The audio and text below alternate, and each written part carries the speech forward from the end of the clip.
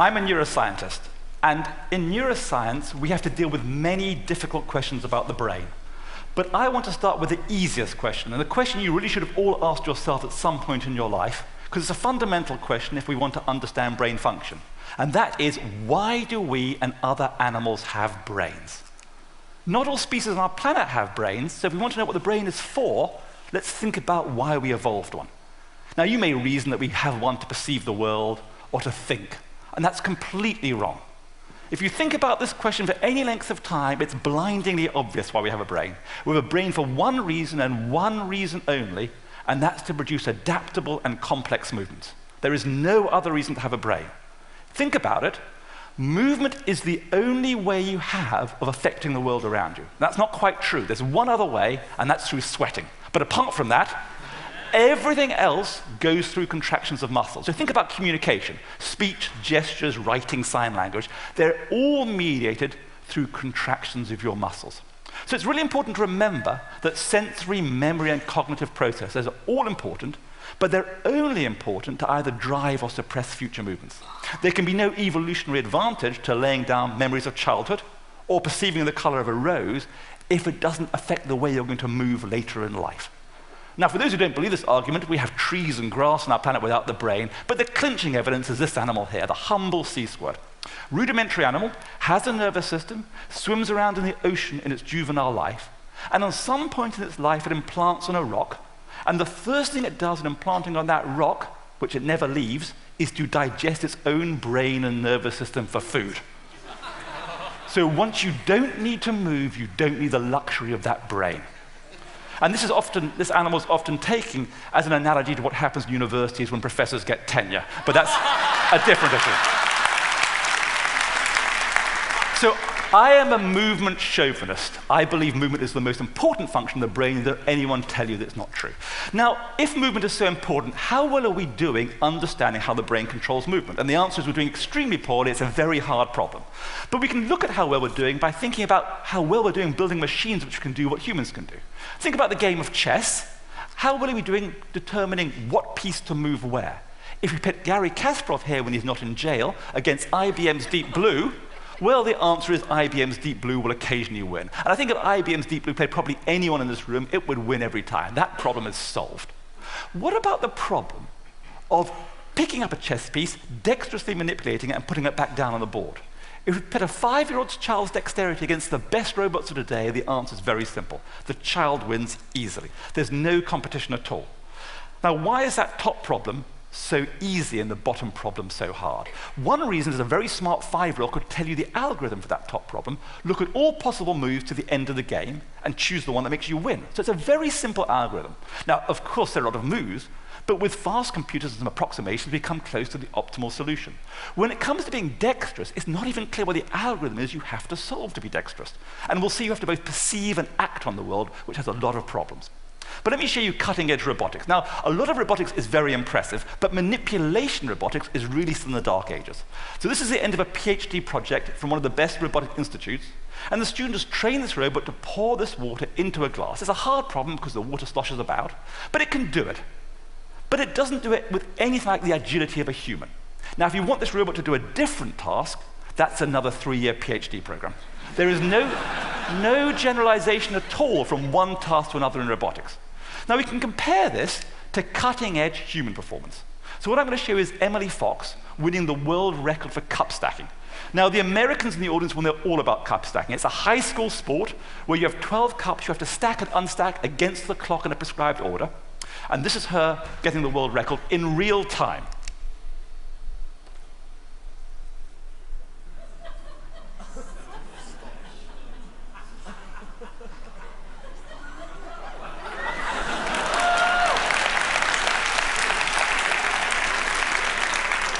And she's pretty happy. We have no idea what is going on inside her brain when she does that, and that's what we'd like to know.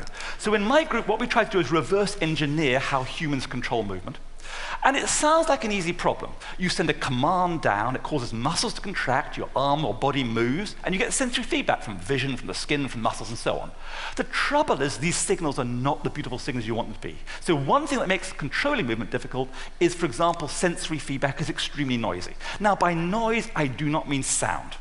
We use it in the engineering or neuroscience sense, meaning a random noise corrupting a signal. So in the old days before digital radio, when you were tuning in your radio and you heard on the station you wanted to hear, that was the noise. But more generally, this noise is something which corrupts the signal. So for example, if you put your hand under a table and try to localize it with your other hand, you can be off by several centimeters due to the noise in sensory feedback. Similarly, when you put motor output or movement output, it's extremely noisy. Forget about trying to hit the bullseye in darts. Just aim for the same spot over and over again. You have a huge spread due to movement variability. And more than that, the outside world or task is both ambiguous and variable. The teapot could be full, it could be empty, it changes over time. So we work in a whole sensory movement task soup of noise. Now this noise is so great that society places a huge premium on those of us who can reduce the consequences of noise. So if you're lucky enough to be able to knock a small white ball into a hole several hundred yards away using a long metal stick, our society will be willing to reward you with hundreds of millions of dollars.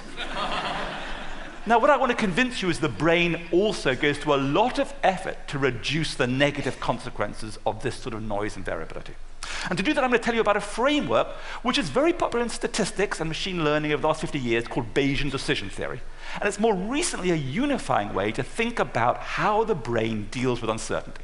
And the fundamental idea is you want to make inferences and then take actions. So let's think about the inference. You want to generate beliefs about the world. So what are beliefs? Beliefs could be, where are my arms in space? Am I looking at a cat or a fox? But we're going to represent beliefs with probabilities.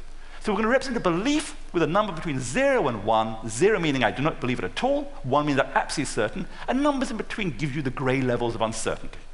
And the key idea to Bayesian inference is you have two sources of information from which to make your inference. You have data, and data in neuroscience is sensory input. So I have sensory input, which I can take in to make beliefs, but there's another source of information, and that's effectively prior knowledge. You accumulate knowledge throughout your life in memories. And the point about Bayesian decision theory is it gives you the mathematics of the optimal way to combine your prior knowledge with sensory evidence to generate new beliefs. And I've put the formula up there. I'm not going to explain to you what that formula is, but it's very beautiful. And it has real beauty and real explanatory power. And what it really says is what you want to estimate is the probability of different beliefs given your sensory input. So let me give you an intuitive example. Imagine you're playing tennis, learning to play tennis, and you want to decide where the ball is going to bounce as it comes over the net towards you. There are two sources of information Bayes' rule tells you. There's sensory evidence. You can use visual information, auditory information, and that might tell you it's going to land at that red spot. But you know that your senses are not perfect, and therefore there's some variability in where it's going to land, shown by that cloud of red, representing numbers between 0.5 and maybe 0.1. That information is available on the current shot. But there's another source of information not available on the current shot, but only available by repeatedly experiencing the game of tennis. And that's that the ball doesn't bounce with equal probability over the court during the match. If you're playing against a very good opponent, they may distribute it in that green area, which is the prior distribution, making it hard for you to return. Now, both these sources of information carry important information, and what Bayes' rule says is I should multiply the numbers in the red by the numbers in the green to get the numbers in the yellow, which have the ellipses, and that's my belief. So it's the optimal way of combining information. Now, I wouldn't tell you all this if it wasn't that a few years ago we showed this is exactly what people do when they learn new movement skills. And what it means is we really are Bayesian inference machines. As we go around, we learn about statistics of the world and lay that down, but we also learn about how noisy our own sensory apparatus is and then combine those in a real Bayesian way. Now, a key part to the Bayesian is this part of the formula. And what this part really says is I have to predict the probability of different sensory feedbacks given my beliefs. So that really means I have to make predictions of the future. And I want to convince you that the brain does make predictions of the sensory feedback it's going to get, and moreover, it profoundly changes your perceptions by what you do. And to do that, I'll tell you about how the brain deals with sensory input. So you send a command out, you get sensory feedback back, and that transformation is governed by the physics of your body and your sensory apparatus. But you can imagine looking inside the brain, and here's inside the brain. You might have a little predictor, a neural simulator of the physics of your body and your senses. So as you send the movement command down, you tap a copy of that off and run it into your neural simulator to anticipate the sensory consequences of your action. So as I shake this ketchup bottle, I get some true sensory feedback as a function of time on the bottom row, and if I've got a good predictor, it predicts the same thing. Well, why would I bother doing that? I'm going to get the sensory feedback anyway. Well, there's good reasons. Imagine as I shake the ketchup bottle, someone very kindly comes up to me and taps it on the back for me. Okay? Now I get an extra source of sensory information due to the external act. So I get two sources. I get you tapping on it, and I get me shaking it. But from my senses point of view, they're just combined together into one source of information. Now, there are good reasons to believe that you would want to be able to distinguish external events from internal events, because external events are actually much more behaviorally relevant than feeling everything that's going on inside my body. So one way to reconstruct that is to compare the prediction, which is only based on your movement commands, with the reality, and any discrepancy should hopefully be external. So as I go around the world, I'm making predictions of what I should get, subtracting them off, everything left over is external to me. What evidence is there for this? Well, there's one very clear example where a sensation generated by myself feels very different than generated by another person. And so we decided the most obvious place to start was with tickling. It's been known for a long time you can't tickle yourself as well as other people can, but it hasn't really been shown it's because you have a neural simulator, simulating your own body and subtracting off that sense. So we can bring the experiments into the 21st century by applying robotic technology to this problem. And effectively what we have is something to hold a stick in one hand attached to a robot, and they're going to move that back and forward. And then we're going to track that with a computer and use it to control another robot, which is going to tickle their palm with another stick. And then we're going to ask them to rate a bunch of things, including ticklishness. And I'll show you just one part of our study. And here I've taken away the robots, but basically people move with their right arm sinusoidally back and forward, and we replay that to the other hand with a time delay. Either no time delay, in which case it's like you're just tickling your palm, or with a time delay of 1/10, 2/10, or 3/10 of a second. So the important point here is the right hand always does the same thing, sinusoidal movement. The left hand always gets the same input, sinusoidal tickle. All we're playing with is a temporal causality. And as we go from 0 to 0.1 second, it becomes more ticklish. As we go from 0.1 to 0.2, it becomes more ticklish again. And by 0.2 of a second, it's equivalently ticklish to if the robot just tickled you without you doing anything. So whoever is responsible for this cancellation is extremely tightly coupled to temporal causality. And based on this and other studies, we really convinced ourselves in the field that the brain is making precise predictions and subtracting them off from the sensations. Now, I have to admit, these are the worst studies my lab has ever run. Because the tickle sensation of the palm comes and goes. You need large numbers of subjects at these stars, making them significant. So we were looking for a much more objective way to assess this phenomenon. And in the intervening years, I had two daughters. And one thing you notice about children on back seats of cars on long journeys, they get into fights, which starts off with one of them doing something to the other one retaliating, and it quickly escalates. And children tend to get into fights which escalate in terms of force. Now, when I scream at my children to stop, sometimes they would both say to me, the other person hit them harder. Now, I happen to know my children don't lie. So I felt as a neuroscientist it was important how could I explain how they were telling inconsistent truths. And we hypothesized, based on the tickling study, that when one child hits another, they generate the movement command. They predict the sensory consequences and subtract it off. So they actually think they've hit the person less hard than they have, rather like the tickling. Whereas the passive recipient doesn't make the prediction, feels the full blow. So if they retaliate with the same force, the first person will think it's been escalated. So we decided to test this in the lab. Now, we don't work with children, we don't work with hitting, but the concept is identical. We bring in two adults and we tell them they're going to play a game. And so here's player one and player two sitting opposite each other. And the game is very simple. We start off with a motor, with a little lever, with a little force transducer. And we use this motor to apply a force down to the player one's fingers for 3 seconds, and then it stops. And that player's been told, remember the experience with that force, and use your other finger to apply the same force down to the other subject's finger through a force transducer. And they do that. And player two's been told, remember the experience of that force, use your other hand to apply the force back down. And so they take it in turns to apply the force they've just experienced back and forward. But critically, they're briefed about the rules of the game in separate rooms. So they don't know the rule the other person is playing by. And what we measure is the force as a function of turns. And if we look at what we start with, 1/4 of a Newton there, a number of turns, perfect would be that red line. And what we see in all pairs of subjects is this: a 70% escalation in force on each go. So it really suggests when you're doing this, based on this study and others we've done, that the brain is cancelling the sensory consequences and underestimating the force it's producing. So it really shows that the brain makes predictions and fundamentally changes the percepts. So we've made inferences, we've done predictions, now we have to generate actions. And what Bayesian says is, given my beliefs, the action should in some sense be optimal. But we've got a problem. Tasks are symbolic. I want to drink, I want to dance.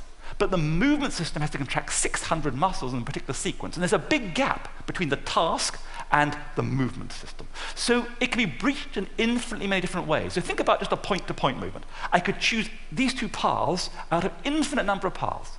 Having chosen a particular path, I can hold my hand on that path. There's infinitely many different joint configurations. And I can hold my arm in a particular joint configuration, either very stiff or very relaxed. So I have a huge amount of choice to make. Now, it turns out we are extremely stereotypical. We all move the same way, pretty much. And so it turns out we're so stereotypical, our brains have got dedicated neural circuitry to decode the stereotypy. So if I take some dots and set them in motion with biological motion, your brains have circuitry to understand instantly what's going on. Now, this is a bunch of dots moving. You will know what this person's doing, whether they're happy, sad, old, young, a huge amount of information. If these dots were cars going on a racing circuit, you would have absolutely no idea what's going on. So why is it we move the particular ways we do? Well, let's think about what really happens. Maybe we don't all quite move the same way. Maybe there's variation in the population, and maybe those who move better than others have got more chance of getting your children into the next generation. So on evolutionary scales, movements get better. And perhaps through life, movements get better through learning. So what is it about a movement which is good or bad? Imagine I want to intercept this ball. Here are two possible paths to that ball. Well, if I choose the left-hand path, I can work out the forces required in one of my muscles as a function of time. But there's noise added to this. So what I actually get, based on this lovely, smooth, desired force, is a very noisy version. So if I play the same command through many times, I will get a different noisy version each time, because noise changes each time. So what I can show you here is how the variability of the movement will evolve if I choose that way. If I choose a different way of moving, on the right, for example, then I'll have a different command, different noise playing through a nonlinear system, very complicated. All we can be sure of is the variability will be different. If I move in this particular way, I end up with a smaller variability across many movements. So if I had to choose between those two, I would choose the right one because it's less variable. And the fundamental idea is you want to plan your movements so as to minimize the negative consequence of the noise. And one intuition to get is that actually the amount of noise or variability that I show here gets bigger as the force gets bigger. So you want to avoid big forces as one principle. So we've shown that using this, we can explain a huge amount of data, that exactly people are going about their lives planning movements so as to minimize negative consequences of noise. So I hope I've convinced you the brain is there and evolved to control movement. And it's an intellectual challenge to understand how we do that. But it also is relevant for disease and rehabilitation. There are many diseases which affect movement. And hopefully, if we understand how we control movement, we can apply that to robotic technology. And finally, I want to remind you, when you see animals do what look like very simple tasks, the actual complexity of what's going on inside their brain is really quite dramatic. Thank you very much.